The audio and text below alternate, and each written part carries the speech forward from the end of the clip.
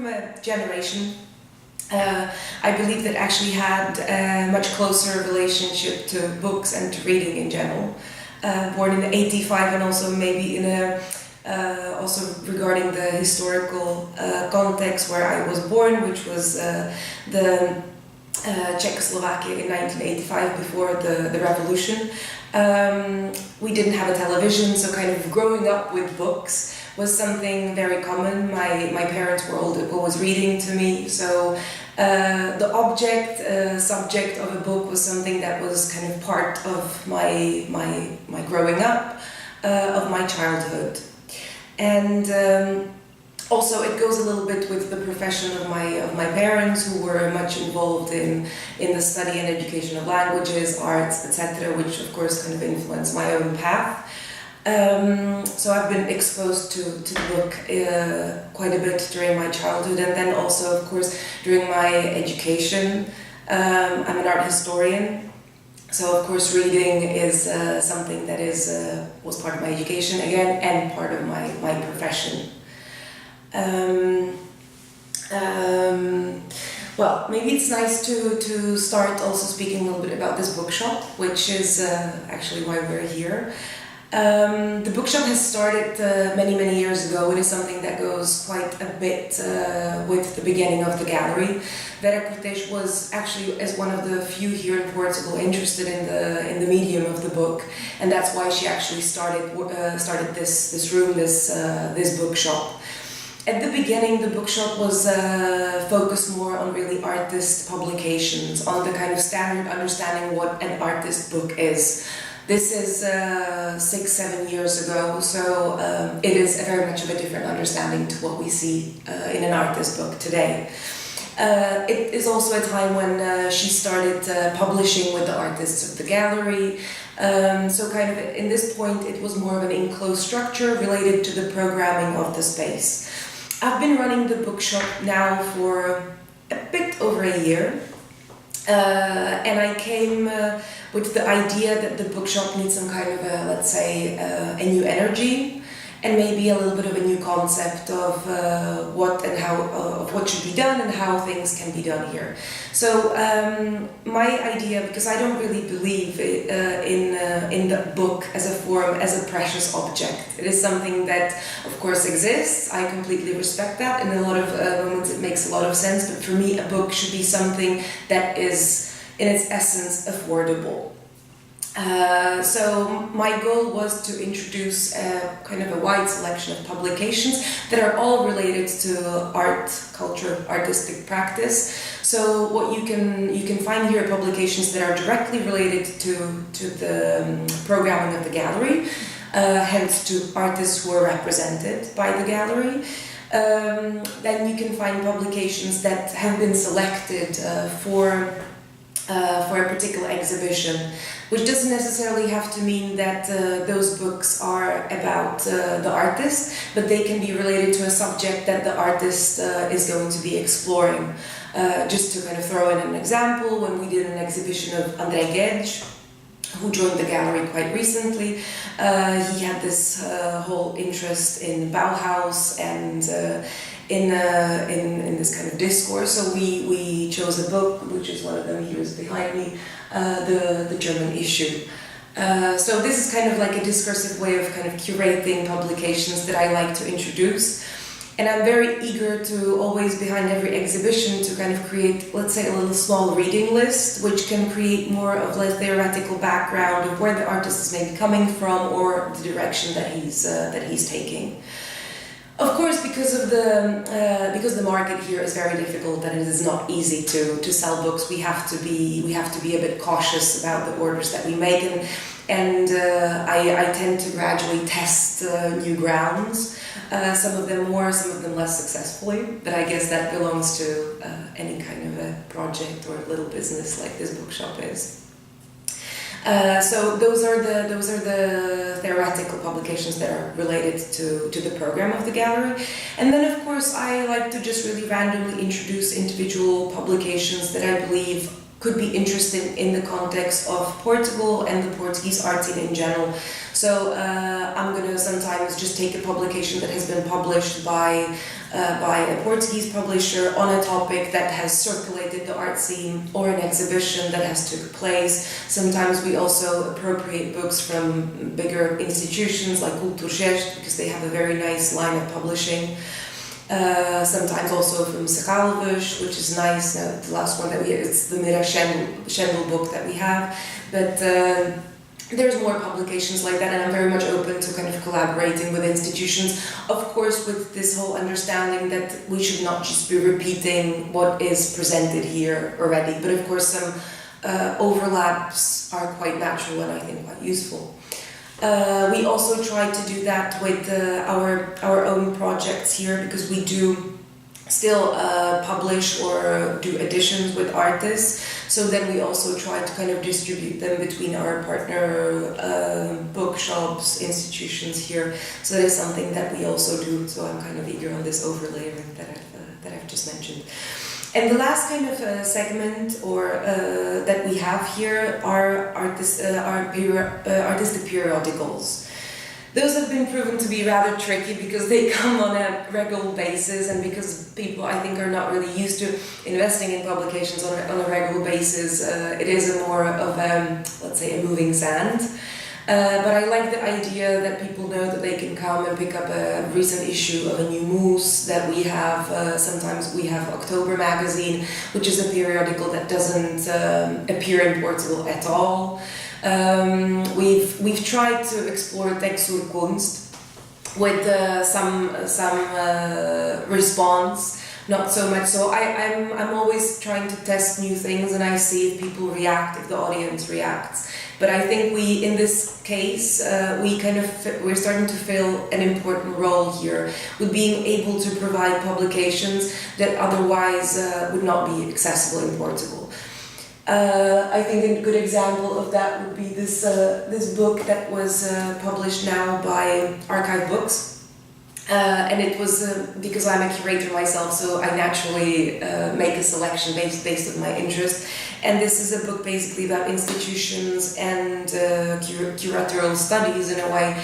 And ordering this publication, we just have now the last copy, and it went immediately to Portuguese universities and curators as well. So sometimes I choose something that actually immediately will disappear from the bookshop.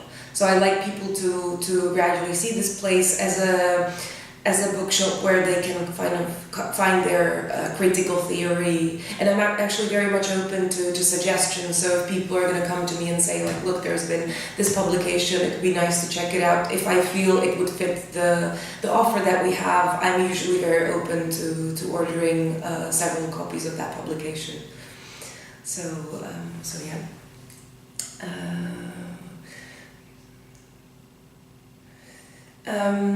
You've been asking me about how the bookshop relates to the gallery, which I think I've partially covered by saying that part of the selection is always related to the exhibitions. What we also have, and that is not really related to the artist book to the book as such, but are limited editions, which I've briefly mentioned. They don't come as a rule, in the sense that there's going to be an exhibition and a limited edition. It is something that Vera kind of carefully judges with the artist if it makes sense, if it is for it to be some kind of a continuation of an exhibition, rather than just some kind of just a product. So I think we've been quite good on prints. Which we've had really nice prints with Nuno de Luz, with André Guedes. Now we have these beautiful drawings by Ricardo Jacinto. So that is another line. We've been trying to do even more kind of more fun and affordable things. So we've had a t-shirt by Ana João Romana, which was actually produced by the Green Parrot in Barcelona. But we're thinking about kind of developing the edition into a more affordable format, which can go in the format of a book, but it can also go outside of that. We've made, for example, tablecloths with Susan templates and other things. So that is kind of the parallel offer of the bookshop, which is somehow equally important, although, yes, my main passion would be the book here, of course.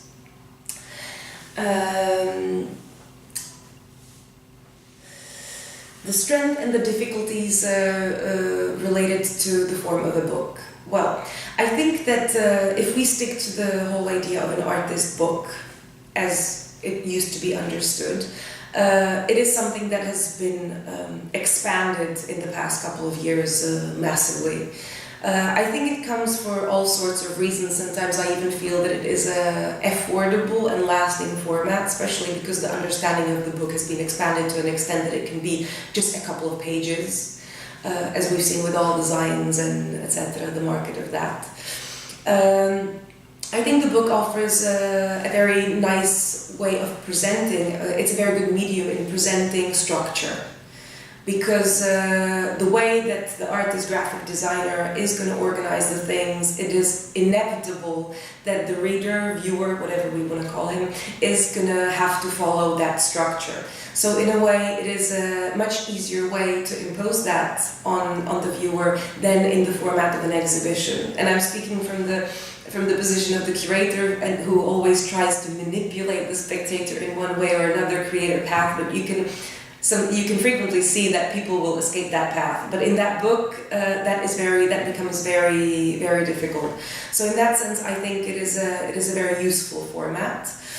I think in a way it is a very affordable format. But again, we are here in a position to discuss what do we understand under the category of an artist book. The traditional understanding was that it would be something, actually a precious object. I'm going to later show you one of our artist books by Francisco Tropa, which is exactly that, where the line between an artwork and a book is very thin, almost the border is almost invisible.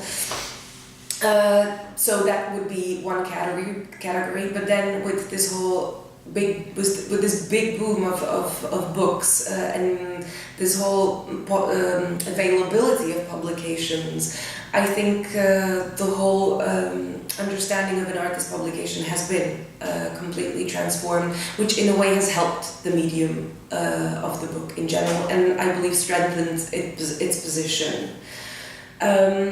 I always wonder if it's a strength or a downside, the viewing, because the viewing of a book is something very personal, which can be very useful, but also I think that in many cases the whole interactive aspect, which is related to artistic practice, to object, spatial play, is also very important. So I think that can come something that can be a pro or a con, of course, depending on the context. If we're going to speak about slightly the monetary side of things, where basically contemporary art practices with the absolute boom of the art market has turned into a luxury product, affordable to a very small percentage of the society, then I believe the artist publication is something, or the artist book is something that takes us back into a more of an affordable level. Usually that would be the case, where a person is able to get a piece of the artist, sometimes literally, for a very reasonable price.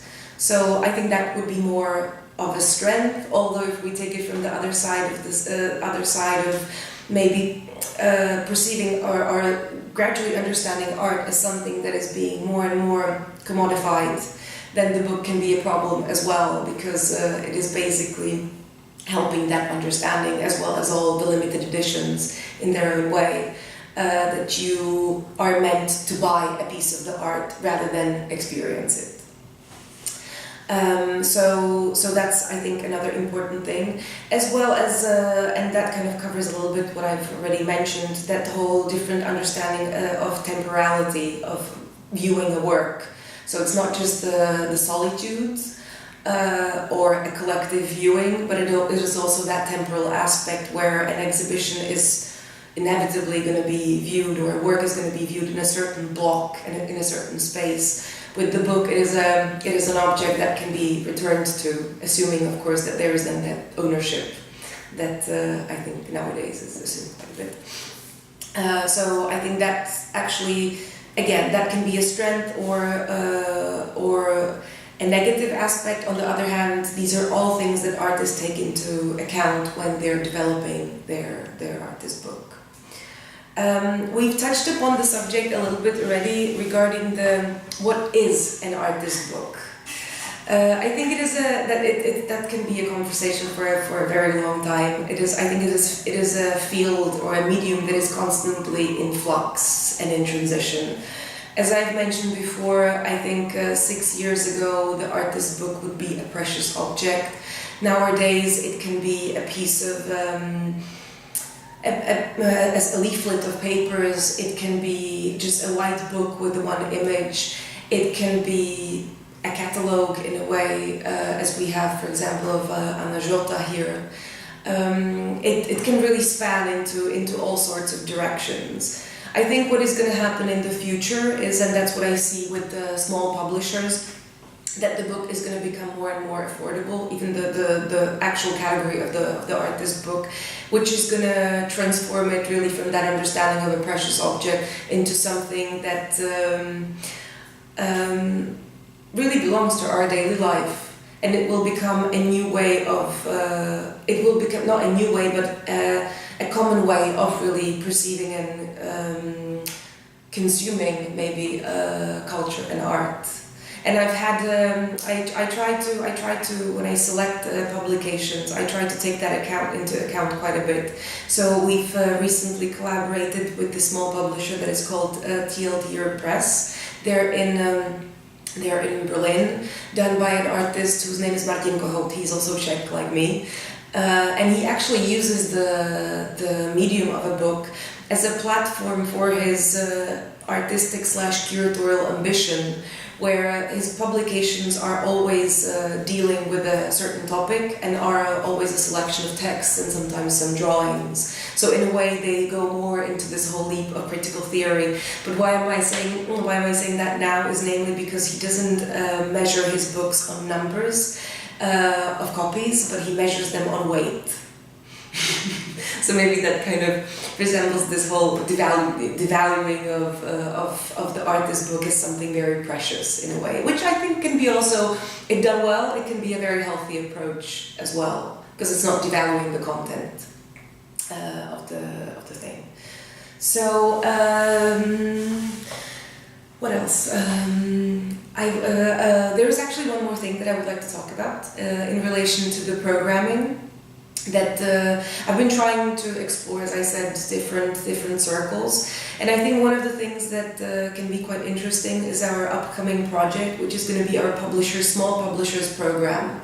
And because when I started working here at this bookshop and choosing the books, I was eager not to just choose from big publishers, because those are books that are more accessible, can be found on Amazon, etc.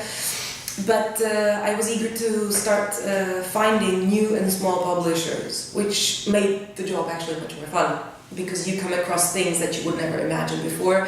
And because the book is such an important medium nowadays, you're going to discover there's all of these artists around the world that have opened their small publishing houses or projects. I think here we can for sure mention Atlas Projectus.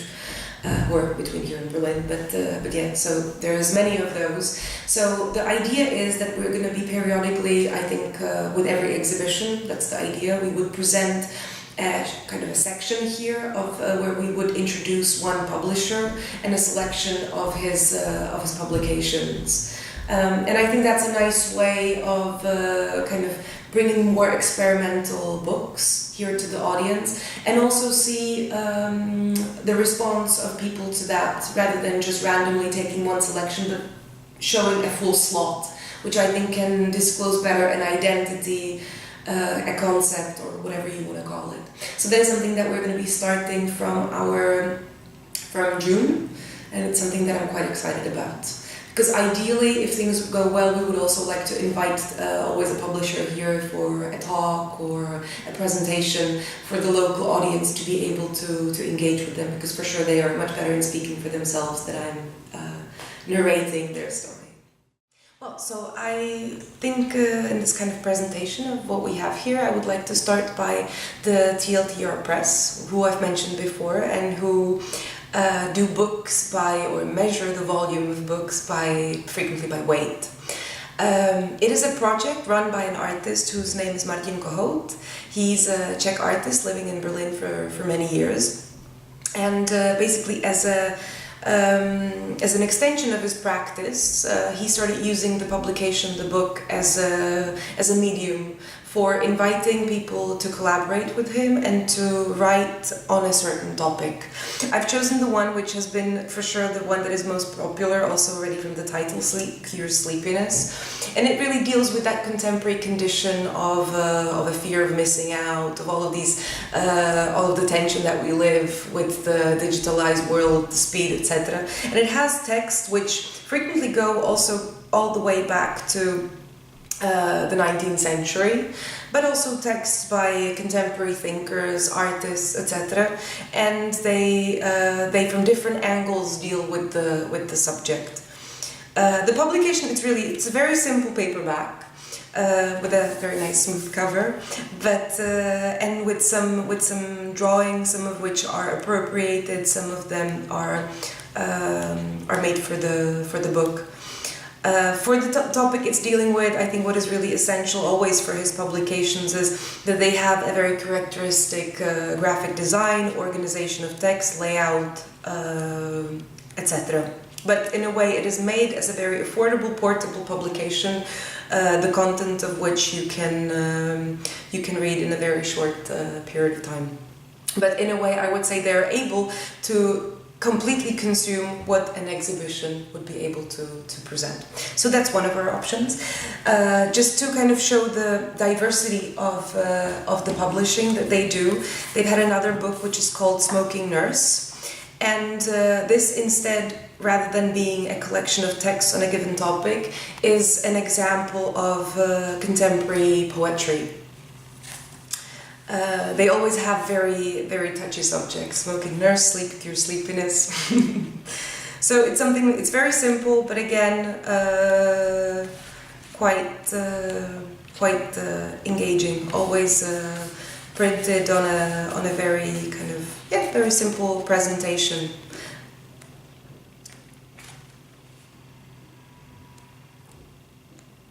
And division as well.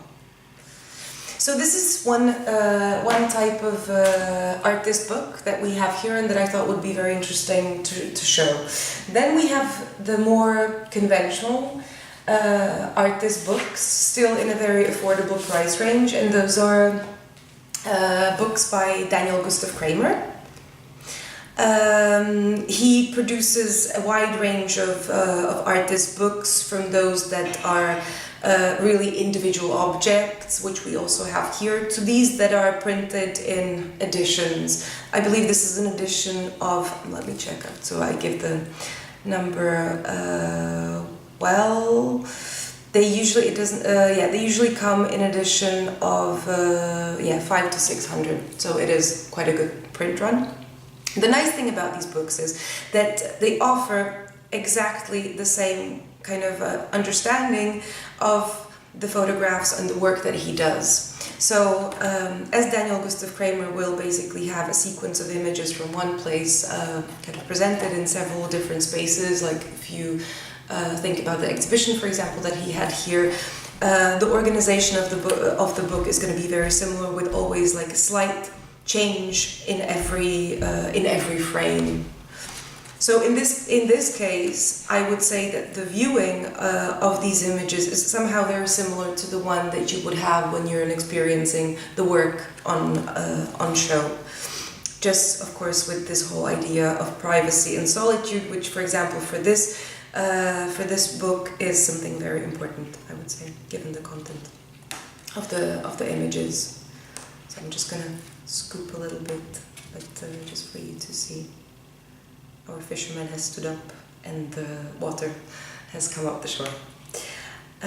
So there is a wide selection of these tales that Daniel produces, and we have most of them here at the bookshop. But again, we're speaking about a rather affordable publication that the price range of which is something between usually spans from 6 to 15 euros. So that's a very cheap piece from an artist in a way.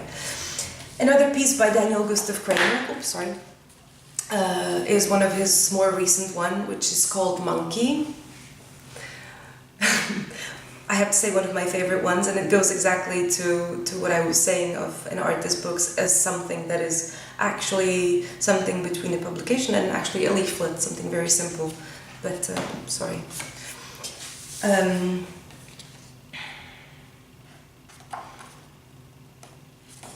And again, it's somehow a standard photographic book exploring the environment of and disappearance of a monkey.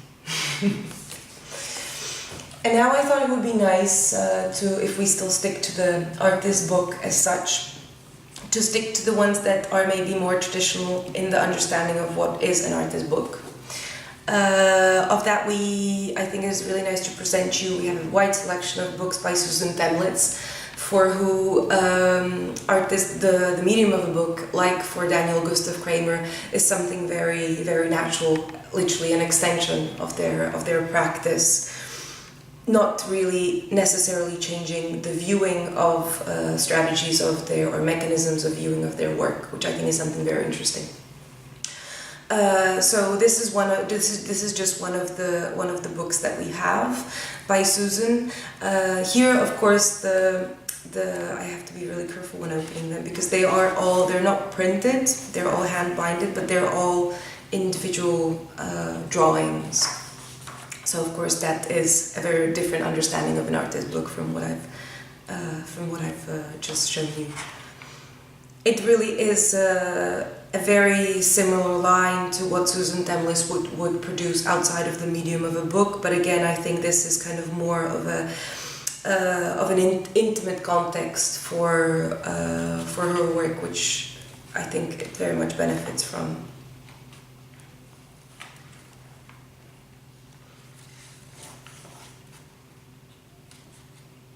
The nice thing about this publication is that it really mixes all different kinds of papers and types of drawings. So it really creates a diversity of her practice.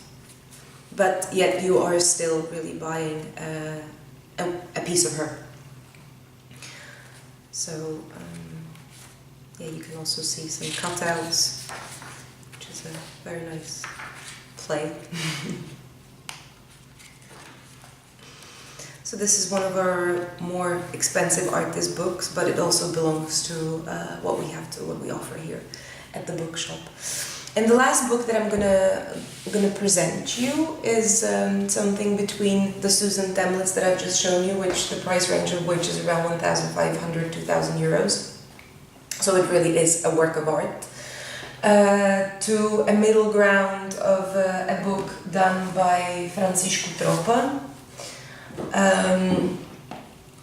It has been published not such a long time ago, actually, but it is published, it is printed, so it is a different understanding of an artist book. Although already the presentation of it suggests that it's something very different to the ones of Daniel Gustav Kramer that I just showed you, or the one by Martin Kohout, that are a very different group.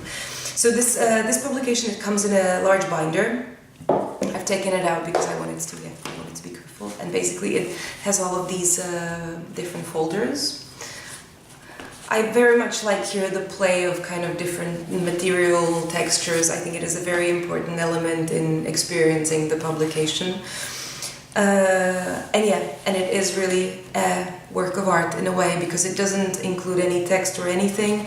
It has basically inside in these folders a series of printed pictures. Some of them have the format of a postcard. Others basically kind of documenting or presenting the treatment of an object, which is something that is very characteristic to the practice of Francisco Tropa. Here we have the...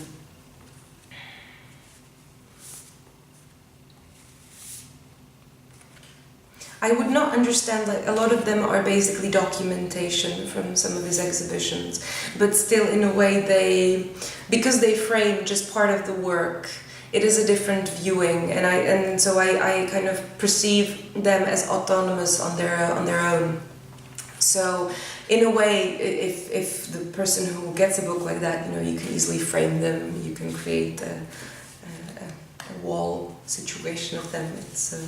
I think it creates a very different experience of a book, which, it's always a question if this is still a book or if it's not a book. It's not binded, it just includes images which are separately involved. Again, the viewing is very different to the viewing of for example, the book by Susan Demlitz. But just for you to see,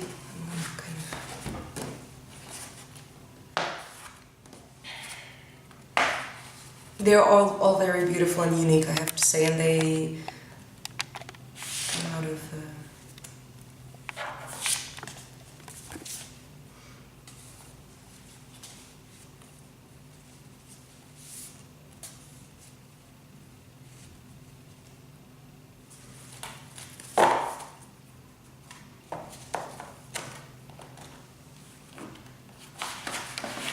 And basically here the principle is always the same, with the title and the year always being on the reverse side.